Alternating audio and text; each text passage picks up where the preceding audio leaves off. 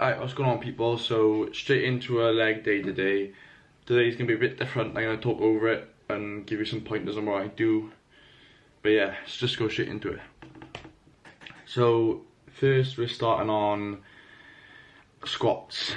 Now before this I did do a little warm up, just hammies, quads, yeah, inner thighs. It's just normal stuff.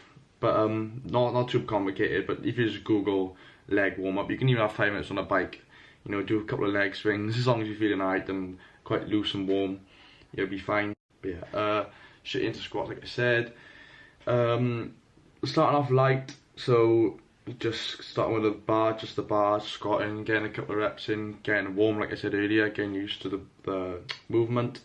Going up then into 60s. Into 60, sorry, just a couple of reps, feeling it.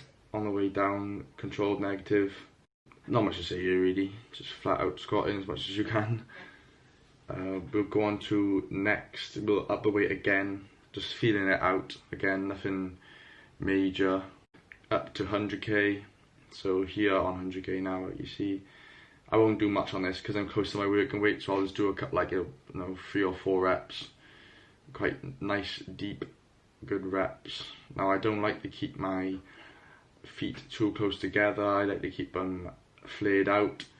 Again on that like I said earlier, on that first set I was a bit too wide, but I watched a Michael Hearn video and he showed me how to squat. You just Google Michael Hearn how to squat and he'll show you most of the stuff. But yeah, take advice from the greats,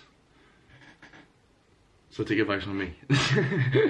But yeah, on to working weight now. 3 working sets of 5. So nice. This is a hard working weight for me, man. I think this is that's not the highest I've ever done because I done more before quarantine, but after quarantine and not being able to train legs so well, it's quite difficult to like get back to your normal weight quite quick. So I mean, it won't take much longer now, but yeah, we're starting. This is my 5th rep, I believe. I could have gone a bit deeper on that, but like I said, it's quite a hard weight. I've got a belt on, as you can see by there as well. That helps me quite a lot, and because I do suffer with my lower back a little bit on certain movements, like RDLs after this as well. But yeah, again, another set. This is the second working set. 115 kilo, I think I go on here. Yeah, 115 kilo. Next week now I'll do 120 and just see how far I can go. Make sure I'm keeping the form good though.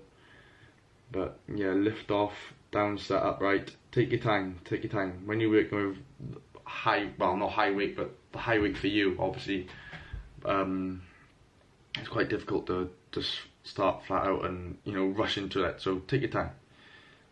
Yeah, nice deep form. I could have gone lower on that one as well, man, but like I said, I'm quite a tall boy as well, so it's hard to get ass to grass.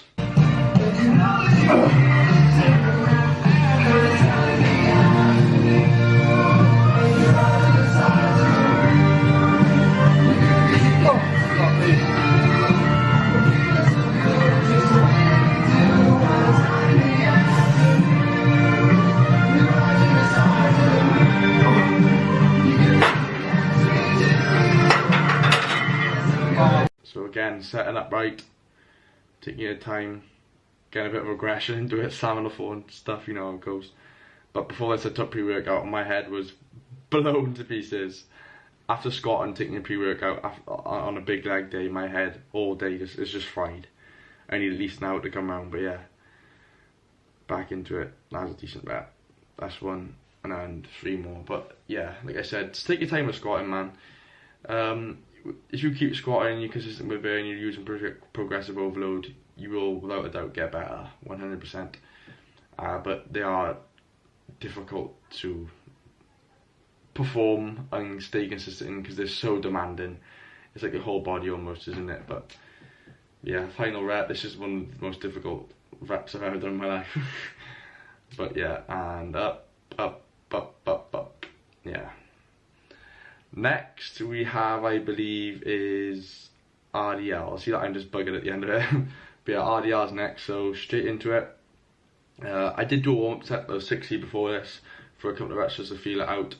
But people just walking in front of my camera, man. Yeah, onto 100k now. It's embarrassing, like you almost do as much flipping weight on RDLs as I can in squats. But yeah, I've always been quite good at these because I used to play football and stuff. I used to be quite flexible, but getting into the gym now, especially doing RDLs, they're one of the best exercises for hamstring movement and flexibility.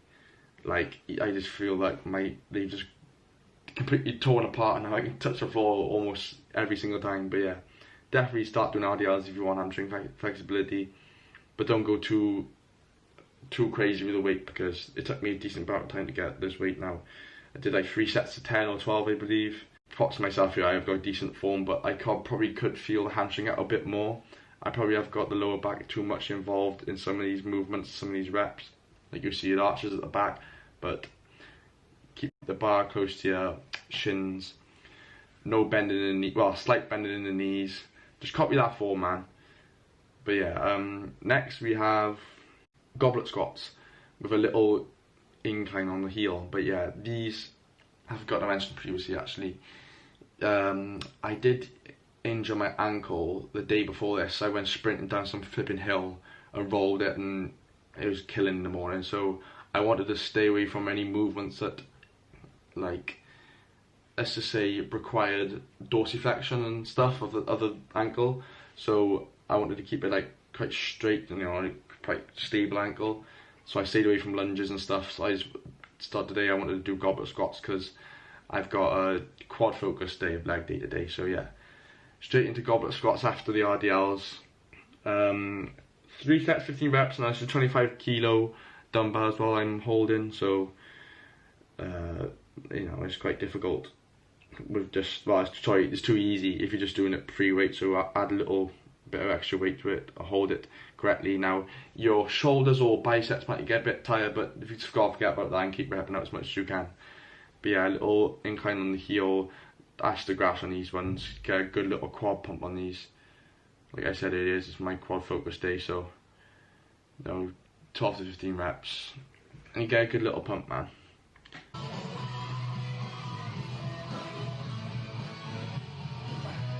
Okay, so next we have single-legged hamstring curls. Now, this is a new machine in my gym, and it's bloody lovely. You just feel a complete stretch.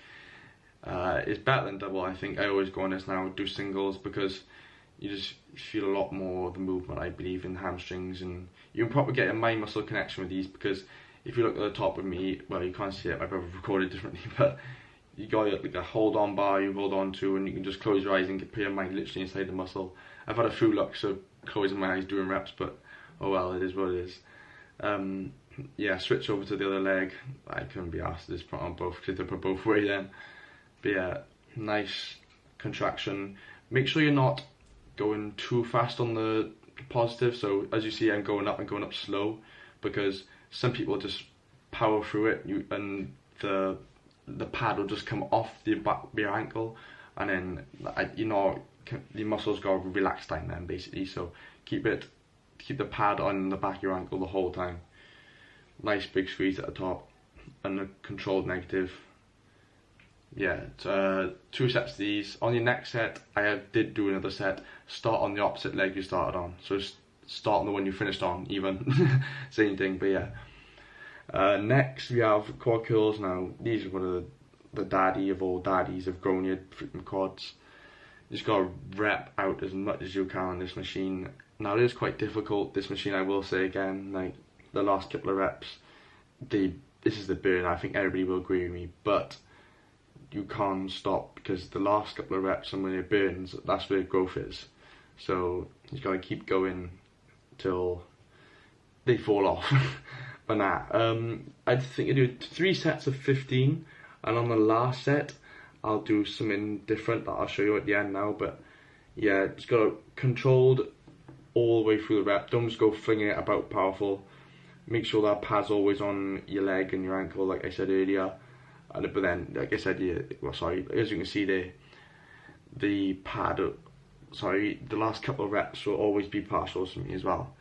I mean, it's quite difficult to get a full range of motion on every single rep, and then at the end not do partials. But like, literally just go as far as you can, as much as you can, rep out as many as you can, and then on the last couple, when you're fatigued, like you can see here, just keep going, push a few little partials in, and that's where the pain comes. But yeah, now I'll lower the weight, and then go into sets of 5, and then hold for 5, like you see, 5, 3, 4, 5, and then back down again. 3 of them, and the last finisher for the quads. Now, this is just gonna give loads of blood flow to the quads, and this is the best finisher, I believe.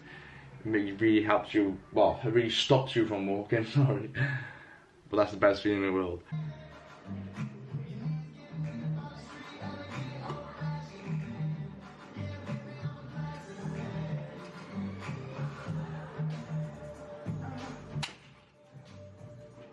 Alright, so now finally onto calves. Probably the worst muscle in my body. Least developed, at least. I do train them every leg day now because they just need to be better. But this is on the hack squat machine. You can't see it at the top because my brother failed to record it again. But yeah, squeeze, because it's got a little deficit, a couple of inch deficits on the back. As you can see there, my heels are off, going into downwards, and it's proper stretch on the calf. That's one of the best things you can do for calf. So if you can get anything like a deficit, look, even a couple of inch deficit, really shuts the calf out and then squeeze at the top, as you can see there. I definitely start on them because it just gives you a big calf pump. But next we have, okay, these are just finishers. Now this is just an end range finisher for the calf. As you've seen earlier, I had a big deficit, but now it's just normal, so end range to motion, squeeze at the top, little finisher at the end.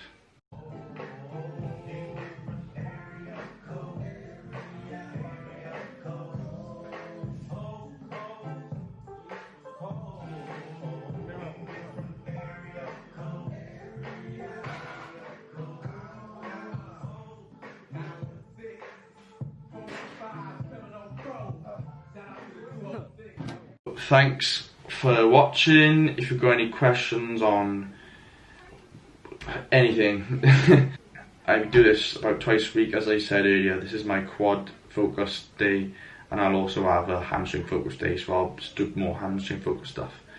But yeah, I'm thinking about changing my plans soon. I'll probably do another video on that, because push-pull legs I've been doing for a good while now, and it's good to change up your formula, but shock the body almost. But yeah, thanks for the love, thanks for the support as always, and remember, keep whacking.